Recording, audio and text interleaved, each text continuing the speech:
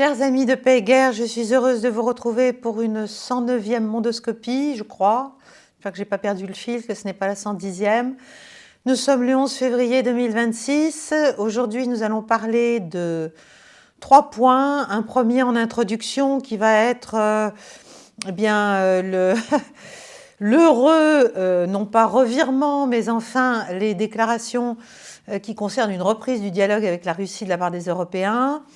Deuxièmement, je vais vous parler d'un point qui devient assez important en Russie, qui est finalement, est-ce que il y a une évolution sensible, importante et durable de la position russe vis-à-vis des États-Unis et de l'idée d'une négociation. Et le troisième point, eh bien, ce sera l'Iran, puisque là, quand même, on est vraiment dans un moment très, très dangereux, très volatile, peut-être à la veille d'une action américaine. On pouvait croire qu'on avait échappé à ce nouveau désastre, mais peut-être n'est-ce pas le cas. Voilà, donc je vais essayer de vous expliquer ce à quoi ça correspond en fait du point de vue de la stratégie globale américaine telle qu'elle semble se structurer désormais. Bien. Alors, premier point, donc parler à Poutine, tournant ou piège. Je ne sais pas comment on le voit à Moscou.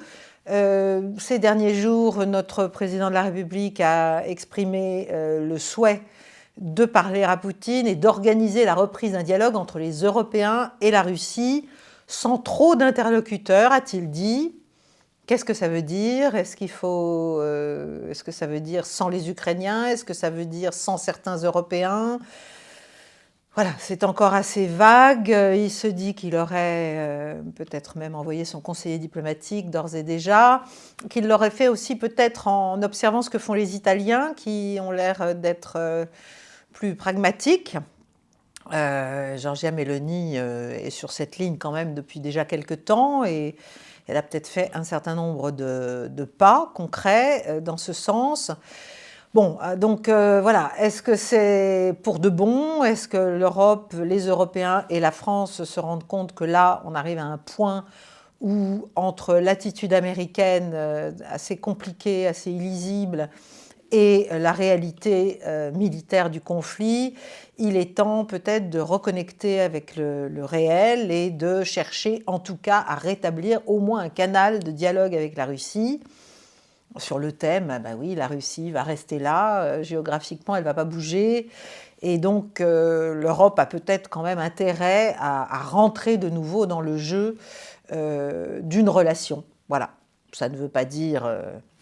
peut-être que c'est juste simplement une nouvelle manœuvre dilatoire, un cinéma, si vous voulez, avec de nouveau la proposition à Moscou de conditions en fait inacceptables pour la Russie et qui donc justifierait finalement un nouveau durcissement derrière de la position européenne. Très difficile à dire à ce stade, mais en tout cas, voilà, on peut quand même remarquer et noter, et moi je m'en réjouis si ça correspond à quelque chose à une prise de conscience réelle. On peut quand même remarquer que les Européens qui jusqu'à présent, avec constance et détermination depuis des années, refusent de discuter même avec la partie russe, commencent à se dire que c'est peut-être dans leur intérêt de le faire. Bon. On verra. Est-ce que c'est une compétition de pragmatisme entre Paris et Rome? Moi, ça me semble de plus en plus urgent parce qu'il y a un raidissement de la position américaine vis-à-vis des Européens quand même, globalement, hein, au-delà de l'Ukraine même.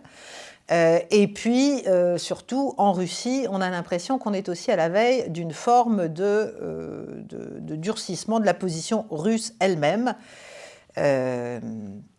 Et donc, pour les Européens, il faut sortir d'une posture idéologique. Ça devient très urgent parce que sinon, l'Europe va être juste nettoyée de la scène diplomatique internationale comme un petit tas de poussière gênant, dérangeant esthétiquement, mais qui n'a pas de poids.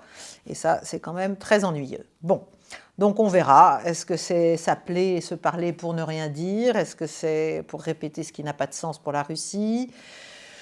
Où est-ce que c'est pour la France, notamment, arriver à sortir du cauchemar et sortir du piège dans lequel nous nous sommes enfermés et même, pourquoi pas, reprendre la main sur ce qui, à un moment donné, va devoir quand même se discuter, c'est-à-dire le sort de l'Ukraine et de la sécurité en Europe. Bon, j'en viens tout de suite à mon deuxième point, la Russie. Il me semble qu'il faudrait arriver à répondre, je n'ai pas la réponse, autant vous le dire tout de suite, mais je me pose la question, répondre à une question importante qui est-ce que le front politique interne russe, si vous voulez, est en train de se fissurer à propos de l'attitude à tenir vis-à-vis de Donald Trump, en fait, et des États-Unis, plus que de l'Europe à ce stade, parce que pour l'instant, l'Europe n'est pas jugée comme un partenaire de discussion ou de négociation. Bon, on va voir, mais voilà, pour l'instant, on en est là. Et là, il y a eu une intervention, enfin une interview donnée par Sergueï Lavrov, ministre des Affaires étrangères russe, à une chaîne de télé, enfin, qui s'appelle BRICS TV.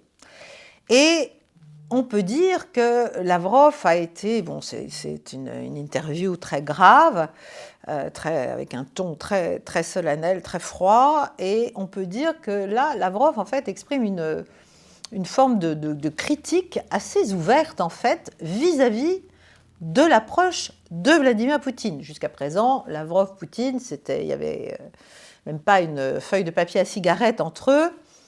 Là, on a l'impression quand même qu'à Moscou, il y a vraiment un débat interne. J'en avais déjà parlé il y a quelques semaines, il y a même plus d'un mois, un mois et demi. Mais ça semble se confirmer, si vous voulez. Et en gros, la ligne désormais de Lavrov, mais qui rejoint un peu celle de Medvedev, même si évidemment la sémantique n'est pas la même. Lavrov reste un grand diplomate. Medvedev, lui, est sur un registre beaucoup plus brutal et même un peu belliqueux. La ligne, quand même, est assez convergente entre les deux. Et la ligne, c'est celle-là. C'est que, bon, il y a eu Anchorage, il y a eu ce qu'on a appelé la formule d'Anchorage, dont personne ne connaît vraiment le contenu, mais qui, en gros, était que de dire qu'à Anchorage, Trump et Poutine s'étaient entendus sur une approche réaliste et pragmatique de la question ukrainienne, et d'ailleurs de la relation russo-américaine dans son ensemble. Bref, qu'on devait structurer les négociations à partir de choses concrètes, sérieuses, et pas des desiderata ou des fantasmes occidentaux. Mais que, voilà, cette formule d'Anchorage, en fait, Trump l'a laissé tomber assez vite, en fait, après la rencontre elle-même du 15 août dernier. Les États-Unis l'ont abandonné presque aussitôt. Mais en même temps, Poutine, lui, a probablement de bonne foi cru à cela et continue à maintenir ce que Anchorage avait lancé, c'est-à-dire une négociation, en fait, pas avec des diplomates, mais une négociation avec les envoyés spéciaux de l'un et de l'autre, donc côté russe, Kirill Dmitriev et Ushakov et un ou deux autres qui ont été ajoutés au fil du temps. Et puis côté américain, Steve Witkoff et Jared Kushner. Bon. Donc Poutine a continué à les accueillir une fois, deux fois, trois fois. Enfin bref, il y a un travail de navette, si vous voulez, qui marginalise clairement la diplomatie russe traditionnelle et professionnelle, donc Lavrov et toutes ses équipes. Alors, c'était fait aussi au nom d'un constat, c'est-à-dire que du côté du département d'État, donc du ministère américain des Affaires étrangères, il y avait quand même beaucoup de néocons qui donc étaient plutôt sur des postures qui gêneraient un accord, qui gêneraient un apaisement. Mais ce que dit Lavrov dans cette interview, c'est qu'en fait, il ne le dit pas comme ça, mais enfin, le président russe, en fait, fait preuve de naïveté, si vous voulez, à force de laisser le bénéfice du doute aux Américains. En fait, les États-Unis se moquent de la Russie. Les négociations, celles qui se tiennent à Abu Dhabi, comme la négociation des navettes quand elles concernent l'Ukraine avec Witkoff et Kushner, ça ne sert à rien. la Russie avait fait des concessions, en tout cas dans la forme, à Anchorage, sur la base d'une proposition américaine réaliste, assez réaliste, mais les États-Unis, en fait, se sont retirés de cette proposition et continuent toujours dans la même quête d'une dominance globale, donc en fait d'infliger cette fameuse défaite stratégique à la Russie. Ils essaient de gêner, d'abord ils ont réappliqué des sanctions, bon je vais revenir sur les pétroliers russes, ils essaient en gros de s'accaparer le pétrole du monde entier à travers le Venezuela, de gêner la Chine, de gêner la Russie, ils saisissent des pétroliers de la flotte fantôme, si vous voulez, il ne joue pas le jeu d'une négociation sérieuse, de fait. Alors, Venezuela, bien sûr l'Iran en ce moment même, Cuba qui est déjà sur la rampe de lancement d'une nouvelle déstabilisation. Donc, les États-Unis ne sont pas de bonne foi, il faut arrêter de leur laisser le bénéfice du doute. C'est en gros le message de Lavrov. Il avait déjà été très critique, Lavrov, lorsque Trump, très peu de temps finalement, à l'automne, très peu de temps après la rencontre d'Anchorage, avait mis sous sanction Lukoil, Rosneft, etc. Et Poutine lui-même avait été surpris par ces sanctions. Medvedev, lui, disait carrément qu'il faut traiter Trump et les États-Unis comme un ennemi, il faut arrêter de rêver. Il y a eu ensuite l'attaque sur la résidence de Valdai, qui est quand même un gros problème toujours pour Poutine en Russie, parce qu'on dit, mais enfin, il faut réagir, il faut faire quelque chose face à des provocations de cet ordre-là. Et puis il y a eu tout récemment la tentative d'assassinat du général Alexeïev, qui était un négociateur adjoint, mais important, dans l'équipe des négociateurs russes à Abu Dhabi, donc avec l'Ukraine et les États-Unis, des négociations tripartites. L'assassin a été attrapé, il a été donné en fait par les Émiratis à la Russie, il travaillait pour les services ukrainiens, mais enfin, alors est-ce que les services ukrainiens agissent sans le feu vert des Américains ou des Anglais? Difficile à dire. Et puis enfin, récemment, il y a eu les pressions de Trump sur Narendra Modi, le Premier ministre indien, pour que l'Inde arrête d'acheter du pétrole russe, etc. Donc bref, si vous voulez, on sent bien qu'il y a une exaspération qui monte du côté diplomatique, du côté du ministère des Affaires étrangères russe, de Lavrov et d'autres, sur le thème, et il tente de se réveiller, en fait, et de comprendre qu'on est en train de se faire balader. Voilà. Trump veut toujours contrôler l'économie mondiale, l'énergie. Il ne faut pas se faire rouler dans la farine, il faut se recentrer sur les questions militaires. Il faut voilà. Le sous-texte, c'est, mais Monsieur le Président, en fait, vous continuez à croire parce que vous êtes politique, parce que vous voulez absolument le rétablissement de ce dialogue avec les États-Unis, vous voulez éviter une guerre avec l'OTAN, vous voulez qu'on arrive à trouver des points d'équilibre et de compromis. Vous ne vous rendez pas compte de ce qui se passe. Vous êtes dans une sorte de fantasme de réconciliation. C'est pas l'espion qui m'aimait, mais c'est trop indulgent. Voilà, c'est ça la tonalité. Il faut noter aussi que le ministère des Affaires étrangères russe ne participe pas aux négociations d'Abu Dhabi, ce qui veut dire quand même qu'ils n'ont aucune... ils n'y croient pas, quoi. Ils n'accordent rien comme crédibilité à ce processus de négociation qui ne mène à rien, ça amuse la galerie. Et en fait, ça prépare le durcissement de la position américaine ou européenne. C'est toujours la même chose, chaque fois on dit qu'on a un plan, qu'on est à 90%, que les garanties de sécurité, tout ça est en cours, etc., etc. Mais à la fin, c'est toujours la même chose. C'est-à-dire on propose à la Russie des choses qu'elle ne peut pas admettre. Bon. Et on augmente la pression en disant elle ne veut pas la paix, c'est d'ailleurs ce que dit notre président de la République, elle ne veut pas la paix, etc. Donc on augmente la pression. Donc en fait, on escalade, sûrement, si vous voulez, méthodiquement, en ayant cette espèce de faux semblant de couverture, de négociation et de dialogue. Donc, on peut se dire qu'il n'a pas tort, Lavrov, parce qu'en fait, si Trump voulait un apaisement d'une manière générale avec le front russe, avec la Russie, et s'il voulait aussi, d'ailleurs sur le dossier iranien, un apaisement, il se servirait de Poutine, sans doute, et du lien Iran-Russie, pour amadouer les Iraniens ou pour les pousser à un certain nombre de concessions. Mais pour faire ça, évidemment, il faut lui donner quelque chose. C'est toujours la même chose. Il faut quand même des incitations. On ne peut pas juste exercer une pression de plus en plus forte, des menaces de plus en plus fortes, des provocations via l'Ukraine ou voilà, via les services, et espérer que la Russie continue à jouer le jeu éternellement. Et bon. Donc, si vous voulez, cette approche américaine, soit Trump vraiment ne comprend pas comment il faut faire, bon, soit en fait il ne veut absolument pas d'apaisement. Et on en est un peu là. Si vous voulez, en tout cas à Moscou, il est clair que, d'ailleurs Poutine est très silencieux depuis le début de l'année, hein. Il ne parle quasiment pas, il ne dit pas ce qu'il pense d'ailleurs du processus d'Abu Dhabi.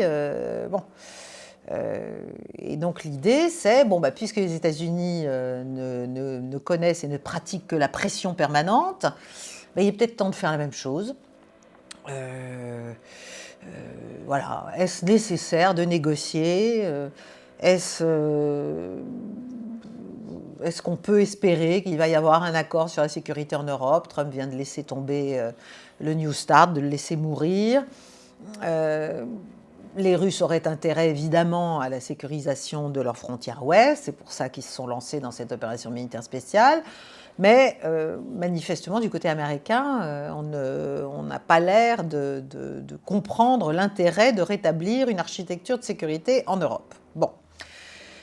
Donc, d'ailleurs, dans la tentative d'assassinat du général Alexeïev, le FSB, donc les services russes, ont dit qu'effectivement c'était le SBU, mais que n'était pas impossible qu'il y ait aussi la main de la CIA. C'est quand même compliqué, même si voilà, on fait semblant de ne pas voir et de dire que c'est juste les Ukrainiens. Là encore, c'est laisser encore peut-être trop de crédit à la partie américaine. Bref, donc voilà, en gros, le message à Poutine, c'est tu veux le dialogue, mais les États-Unis n'en veulent pas, les Européens n'en parlons pas, un véritable dialogue. Donc, ouvrir les yeux, se concentrer sur la guerre, ça devient urgent. Et ce scepticisme s'exprime ouvertement, ce qui est très nouveau quand même. C'est très très nouveau. Alors, voilà, critiquer Poutine pour sa rationalité, en fait, c'est vrai, les êtres rationnels pensent toujours que les autres le sont aussi. Et du côté américain, on voit bien qu'il y a beaucoup de rationalité, mais il y a aussi toujours ces espèces de bouffées d'hubris et de volonté de finir par récupérer une dominance globale, stratégique, qu'ils ont un peu perdue quand même depuis une vingtaine d'années. Donc, est-ce que le président russe est en train de changer d'avis et quelles vont être les conséquences de ce changement possible de pied, de portage, ou en tout cas d'attitude mentale vis-à-vis de la relation américaine et de ce qu'il peut en attendre? C'est à voir. C'est à voir. Je ne peux pas en dire plus, mais on voit bien qu'il y a une rupture quand même de la confiance qui est assez lourde. Et d'ailleurs, il se dit que la dernière fois que Witkoff et Kushner sont arrivés à Moscou, ils n'ont même pas osé parler avec Poutine et Lavrov des fameuses garanties de sécurité auxquelles ils étaient soi-disant arrivés, sur lesquelles ils s'étaient entendus avec les Ukrainiens. En tout cas, c'est ce que Zelensky a dit. Donc tout ça, ça veut dire que non seulement évidemment la guerre n'est pas prête de prendre fin, mais il est possible peut-être que les opérations russes s'accélèrent au printemps, on en parle, pour reprendre le contrôle total du Donbass et éventuellement pour aller plus loin. On parle de plus en plus d'Odessa qui devient vraiment un objectif de plus en plus difficilement contournable. Et puis bien sûr il y a la question de Kiev. Voilà. Voilà ce que je voulais dire sur la Russie et je passe à l'Iran. Alors, à l'Iran, écoutez, la semaine dernière, j'avais l'impression quand même que les Américains avaient pris la mesure des risques associés à ne serait-ce qu'une campagne de frappe contre l'Iran, étant donné la manière dont les Iraniens avaient expliqué dans une espèce dans un flot de déclarations en fait préventives et dissuasives que la moindre attaque vers eux, de la part des États-Unis se verrait répondre de manière massive et tous azimuts avec tout ce qu'ils ont.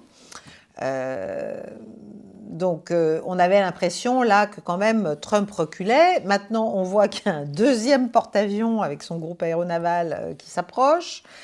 Il y a toujours autant de soldats dans la zone bien sûr et de bases naturellement. On sait qu'aujourd'hui même, au moment où j'enregistre, Netanyahou est à Washington, le Premier ministre israélien. C'est quand même la 7e fois qu'il y va depuis le retour de Trump au pouvoir, donc on voit bien quand même la réalité d'une relation de dépendance forte. Alors, la dépendance, dans quel sens? Dans les deux sens, dans un sens plus que dans un autre. On voit bien que là, les Israéliens poussent vraiment à la roue pour une intervention américaine, parce qu'il y a toujours ce projet de Grand Israël dont ils ne se cachent absolument pas et que ça implique la destruction de l'Iran, ça implique, ou la prise de contrôle en tout cas sur le pouvoir iranien, et puis bien sûr sur les autres, mais ça on connaît toutes les actions qui sont menées sur la Jordanie, sur le Liban, sur la Syrie, et in fine, pourquoi pas sur l'Égypte. Donc la question c'est va-t-il y avoir une attaque ou non? Encore une fois, je ne suis pas dans les secrets de l'état-major américain, ni israélien, mais la question quand même, d'après les gens les plus au fait de ces questions, c'est plus vraiment de savoir si, mais c'est plutôt de savoir quand. Voilà. Est-ce que ça va être à la fin de cette semaine? Est-ce que ça va être la semaine prochaine? Est-ce que ça va être une campagne de frappe courte? Est-ce que ça va suffire? C'est ce que les Américains ont proposé aux Iraniens. On refait un petit show of force très rapide, très décisif. C'est ce que voudrait faire Trump. Lui, c'est sa méthode. Il ne cherche pas forcément à engager des guerres énormes, bien sûr, qui sont toujours dangereuses pour les forces américaines et pour lui politiquement. Mais si on veut une attaque courte, précise et décisive, c'est pas évident qu'on y arrive. Vous voyez, la deuxième méthode, c'est de laisser Israël frapper et de venir, comme la dernière fois, en juin, en appui. Mais évidemment, la grande question, c'est que va-t-il se passer après? Comment les Iraniens vont-ils réagir? Est-ce que les défenses antimissiles, qui sont manifestement renforcées par un soutien notamment chinois, mais aussi russe, vont permettre aux Iraniens de subir le choc d'une campagne de frappe et de répondre et de faire des dégâts, des représailles importantes? C'est toute la question. Et la question derrière, bien sûr, c'est le risque de dérapage, d'escalade régionale, de perte de contrôle des Américains, d'un engagement beaucoup plus lourd, etc., etc. Mais en gros, on voit bien que la politique quand même américaine est assez folle. C'est-à-dire on leur propose, comme d'habitude, de discuter. Ils finissent par dire « ok, on veut bien discuter ». Mais finalement, on leur donne des conditions, si vous voulez, ce qu'on leur demande n'est pas acceptable. Et ils l'ont dit, ça n'est pas acceptable. Le programme balistique, ont-ils dit, notre programme balistique n'est pas négociable. L'enrichissement nucléaire civil n'est pas négociable. Alors on peut sans doute discuter de comment, qui contrôle, qui fait quoi, etc. Mais ils n'ont pas l'intention d'y renoncer. Quant à la cessation du soutien aux 10 proxys iraniens, ça c'est aussi une exigence d'Israël très, très ancienne, connue. Mais il faut voir quelle est la réalité aujourd'hui du soutien iranien à ces proxys. Encore une fois, là, c'est à mon avis aussi quand même très largement monté en épingle, si vous voulez, sur le thème, voilà, l'Iran est une menace depuis 30 ans. Enfin bon, on connaît tout le discours. La différence par rapport à la guerre des 12 jours, c'est que les Iraniens, cette fois-ci, ont accepté l'aide russe et chinoise pour se préparer, notamment donc en matière de défense antiaérienne, et qu'on peut quand même espérer qu'il y ait un succès assez important de ces défenses. Bien sûr, il y a des missiles qui perceront, mais pas tous. Donc ça veut dire que ça risque de durer longtemps, pas seulement 10 jours. Et après, il y a un problème de stock de missiles américains, et aussi d'ailleurs de systèmes de défense aérienne pour les bases, la protection des bases américaines de la région. Et on sait que le secrétaire d'État à la Défense, Pete Hegseth, a relancé une production, etc., de missiles. Mais en fait, tout ça, ça prend du temps. Ça ne se produit pas comme des petits pains non plus, les missiles. Donc, la grande question aussi, ça va être soutien russe et chinois, jusqu'à quel point est-ce que si vraiment l'Iran devenait menacé par une campagne de frappe qui marchait vraiment, est-ce que les Russes et les Chinois laisseraient l'Iran être détruit, être cassé? Bon. Donc, c'est très difficile de pouvoir donner un avis. Ce que je veux dire, c'est qu'effectivement, on a tous tendance, parce qu'on a tous connu les interventions des années 90, des années 2000, etc. La guerre, de notre point de vue, du point de vue occidental, j'allais dire naïf, c'est quand même une guerre avec un amoncellement de forces, des frappes, voilà, on a une vision, si vous voulez, très classique de ce qu'est la guerre. Ce qu'il faut comprendre, c'est que les États-Unis, et je l'ai déjà expliqué, mais je pense que c'est important de revenir là-dessus, ils ne sont plus ils ont pris conscience qu'il y avait une perte de légitimité et une perte même de puissance, pas seulement symbolique, mais une perte de puissance tout court pour eux, face à l'émergence notamment de la puissance chinoise, à la renaissance de la puissance russe et à tout ce qui se fait autour de l'édifice des BRICS. Et donc, en fait, leur idée est quand même qu'ils ne peuvent pas en fait se permettre que l'intégration des BRICS se fasse. C'est ça le vrai grand sujet. Donc tout ce qui se passe au Venezuela, tout ce qui se passe, ce qui risque de se passer à Cuba, tout ce qui se passe avec la Russie en Ukraine, tout ce qui se passe contre l'Iran, c'est finalement la mise en musique vraiment d'une posture de guerre au long cours, mais une guerre d'attrition qui passe quand même essentiellement par l'instrument des sanctions. Et là, il y aurait beaucoup à dire, mais ça se voit typiquement contre la Russie et contre l'Iran. C'est-à-dire on essaie vraiment d'affaiblir au maximum un État. Et l'idée derrière, c'est de pouvoir arriver au point où l'État est suffisamment affaibli, et l'économie surtout est suffisamment affaiblie, et la société est suffisamment mal en point, et donc le contrôle d'un pouvoir vis-à-vis de sa société est suffisamment gêné, pour qu'une campagne de frappe, soit de décapitation, juste pour prendre à la Maduro le chef d'État, soit pour faire un régime change, comme là ils ont essayé de le faire début janvier, puisse porter ses fruits. Et derrière, l'idée, c'est vraiment, s'agissant de l'Iran, de faire en sorte de terrifier, j'allais dire, tous les autres pays membres des BRICS, et tous les candidats bien sûr, mais tout cet édifice en disant, mais regardez le coût de l'alignement finalement de l'Iran dans une relation forte avec la Chine et avec la Russie. C'est un coût dramatique, c'est un coût voilà, où finalement leur souveraineté est mise à mal. Bon, on le voit au Venezuela aussi. Je pense que le Venezuela est un exemple. Et d'ailleurs, les Israéliens expliquent qu'il faut se servir de ce que Trump a réussi à faire au Venezuela pour essayer de faire la même chose en Iran. Donc on est, si vous voulez, cette guerre d'attrition, cette guerre hybride qui se sert certes des frappes, mais pas en premier lieu, qui travaille essentiellement via des moyens de coercition économique, via la guerre économique, la guerre sur les routes, la guerre sur les tracés, la guerre sur l'énergie, bien sûr, pour affaiblir toute l'intégration des BRICS,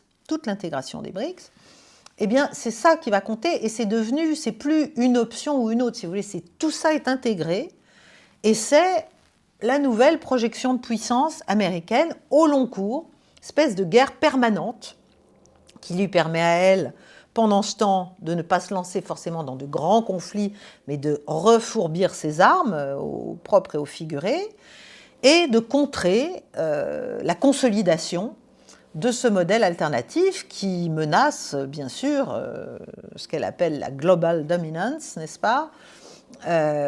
C'est-à-dire sa position anciennement hégémonique qu'elle veut absolument retrouver, conserver, consolider, et pour pouvoir mettre en échec voilà, tout ce qui s'y oppose, tout simplement.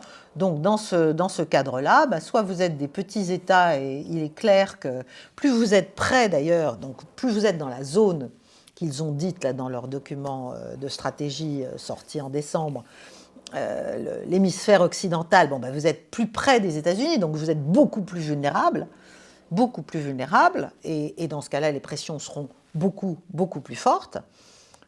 Et puis, si vous êtes un peu éloigné, comme l'est l'Iran, eh bien, on va dans une espèce de stratégie d'enfermement, si vous voulez, d'étranglement progressif de votre économie, de vos flux d'énergie, de vos collaborations possibles.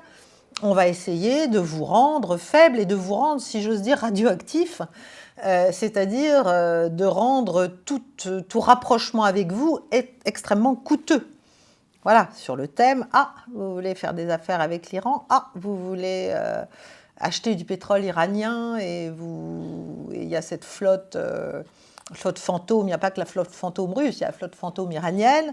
Eh bien, écoutez, vous allez être mis sous sanctions très lourdes, on va faire de la déstabilisation interne. Bon, ça s'est vu en Iran très très clairement déjà au moment de la guerre des 12 jours. Il y avait une grosse infiltration des services secrets israéliens et occidentaux en Iran.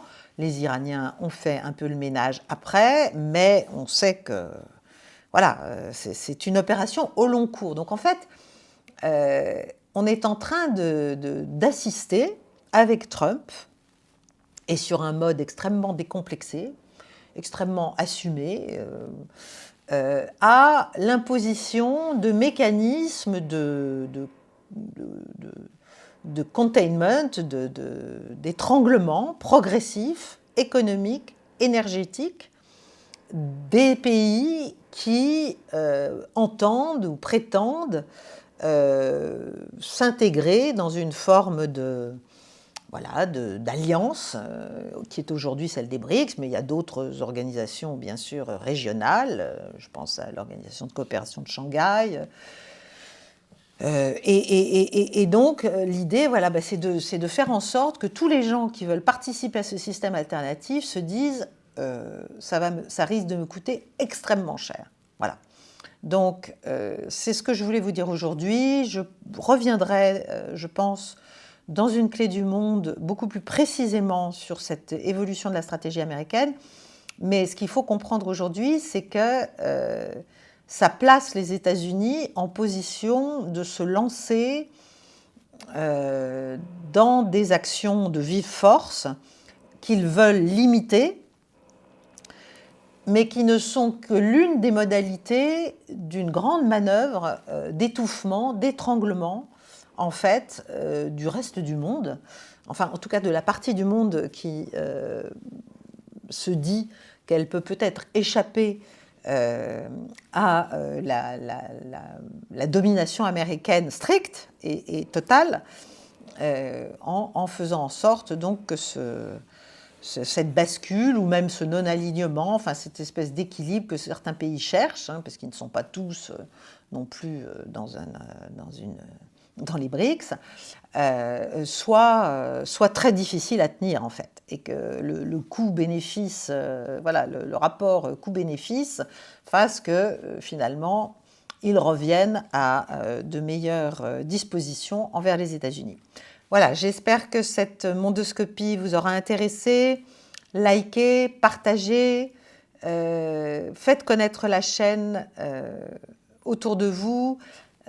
Et si vous connaissez des gens qui ont envie ou si vous-même, vous n'êtes pas encore membre, qui ont envie de participer au cercle des Amis de Paix et Guerre, et d'avoir d'autres informations, d'autres formats d'ailleurs, notamment celui des Clés du Monde qui sort tous les vendredis, eh bien, n'hésitez pas à vous abonner. C'est une somme modeste, mensuelle, mais qui nous permet d'abord de nous parler une fois par mois dans le grand direct, pendant 1h30, et puis ensuite qui vous permet d'avoir d'autres contenus hebdomadaires sur des points plus spécifiques. Je vous remercie de votre attention et je vous dis à très bientôt. Au revoir, chers amis.